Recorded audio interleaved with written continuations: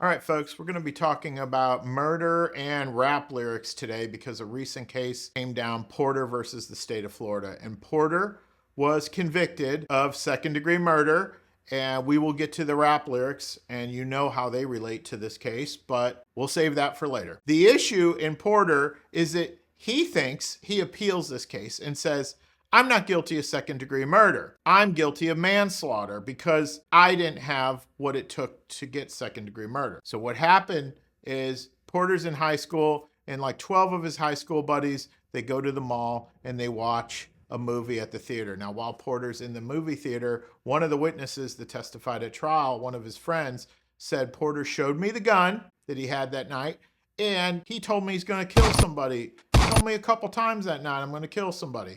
Well, then after the movie, they're all hanging out. Porter gets into a little something, and he shoots another kid at close range twice in the head. He is now awaiting trial. While he's awaiting trial, guess what he does? He calls his friend, and he must not have had my advice because till I'm blue in the face, I have told folks, do not talk on these jail phones. You are being recorded.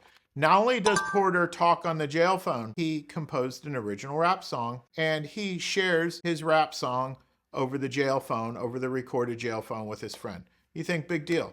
Who cares about this rap song? Well, it got played for the jury because the song is all about the murder, all about it. Now, you can imagine the sinking feeling when Porter's sitting in trial in front of that jury and realizes, oh yeah, I did that, and yeah, it was recorded. So what does he say? Well, that was made up, it was fictional, and I just did that for street cred. Now, rewind a bit. I've been recording music for a good portion of my life. When I was in high school, I started recording the bands I was playing in. I was up in St. Louis.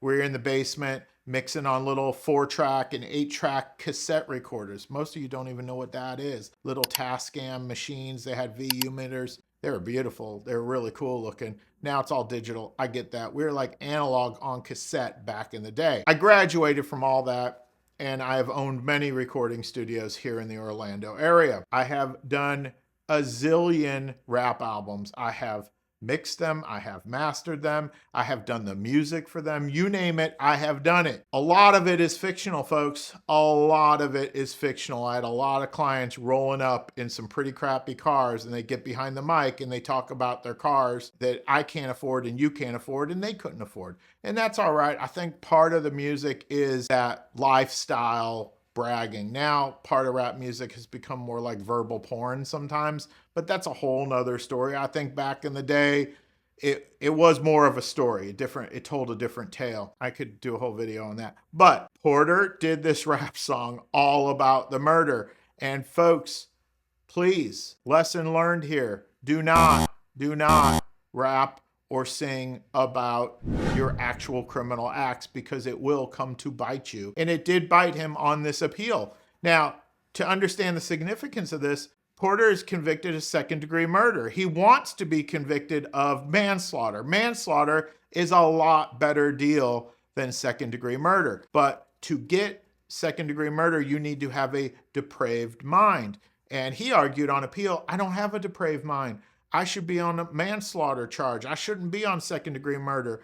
And the appellate court's like, oh yeah, well, first of all, you told your friend you were going to kill somebody that night. Not a good idea. You said it multiple times. And second of all, we heard your rap song, dude, and that is going to get you second-degree murder. And it did. Porter's conviction stayed. He is still guilty of second-degree murder. He didn't get it reduced on appeal.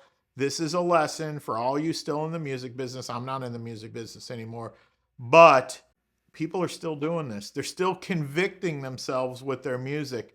I highly recommend that you not do that.